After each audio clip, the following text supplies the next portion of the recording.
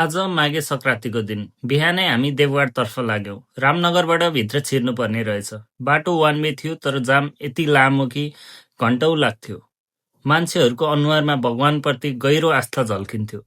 सबैको मनमा एउटै विचार थियो, भगवानको दर्शन गर्ने अनि पुण्य कमाउने। सचिवालयको साइडमा एम्बुलेन्स राखिएको थियो। आपतकालीन अवस्थाको लागि भने सुरक्षाको लागि पुलिस र सशस्त्र थुप्रै ठाउँमा राखिएको थियो।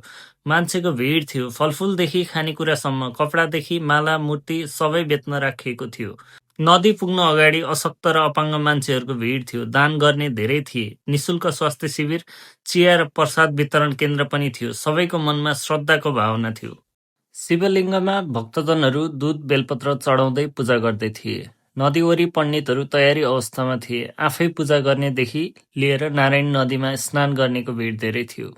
नदीमा बार लगाएर स्नान क्षेत्र छुट्याइएको थियो। डुङ्गाबाट निगरानी गर्दै थिए कसैलाई नदीले नबगाओस् भनेर। महिलाहरूलाई कपडा फेर्ने ठाउँ थियो भने धेरै मान्छेहरू नुहाउँदै सूर्यलाई जल चढाउँदै पूजा गरेर बत्ती नदीमा बगाउँदै थिए।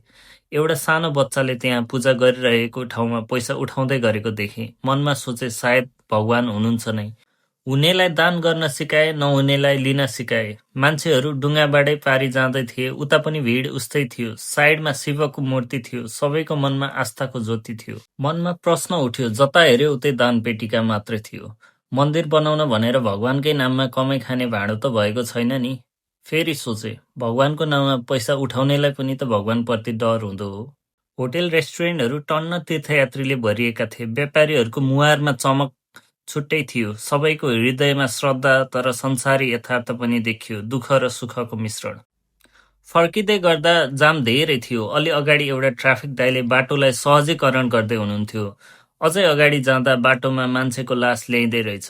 देवघाट केवल तीर्थस्थल मात्र होइन, जीवन र मृत्युलाई एकै ठाउँमा देखाउने दर्पण हो।